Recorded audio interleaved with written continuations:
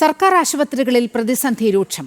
ഹൃദയ ശസ്ത്രക്രിയ ഉപകരണം വിതരണം നിർത്തിയതായി വിതരണക്കാർ. കുടിശ്ശിക നൽകണമെന്ന് ആരോഗ്യവകുപ്പിന് കത്ത് നൽകിയിട്ടും ഫലമുണ്ടായില്ലെന്നും വിതരണക്കാരുടെ അസോസിയേഷൻ. 158 കോടിയാണ് ആശുപത്രികൾ നൽകാനുള്ള കുടിശ്ശികയെന്നും വിതരണക്കാർ പറയുന്നു. കുടിശ്ശിക നൽകാതെ ഉപകരണങ്ങൾ നൽകില്ലെന്നും വിതരണക്കാരുടെ മുന്നറിയിപ്പ്.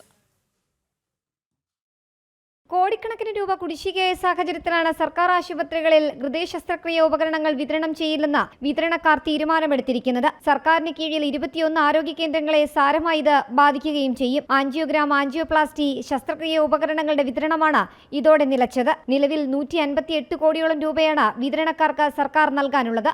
ശസ്ത്രക്രിയ ഉപകരണങ്ങളുടെ വിതരണം ഇന്നു മുതൽ നിർത്തിവെക്കുന്നതായി വിതരണക്കാർ ഔദ്യോഗികമായി സർക്കാരിനെ അറിയിച്ചിട്ടുണ്ട്. മാർച്ച് 31 വരെയുള്ള കുടിശ്ശിക തീർക്കാതെ വിതരണം ചെയ്യില്ലെന്നാണ് വിതരണക്കാർ അറിയിച്ചിരിക്കുന്നത്. ഓഗസ്റ്റ് 31 മുൻപ് കുടിശ്ശിക നൽകുമെന്ന് സർക്കാർ ഉറപ്പ് നൽകിയിരുന്നു. എന്നാൽ ഇതുവരെ 1 രൂപ പോലും ലഭിച്ചില്ലെന്ന് വിതരണക്കാർ പറയുന്നുണ്ട്. ശസ്ത്രക്രിയ ഉപകരണങ്ങളുടെ വിതരണം നിർത്തുമെന്നറിയിച്ച ആരോഗ്യവകുപ്പിന് കത്തും നൽകി. കുടിശ്ശിക തീർക്കാതെ ഇനി ഉപകരണങ്ങൾ നൽകില്ലെന്ന് വിതരണക്കാരുടെ അസോസിയേഷനും അറിയിച്ചിരിക്കുകയാണ്.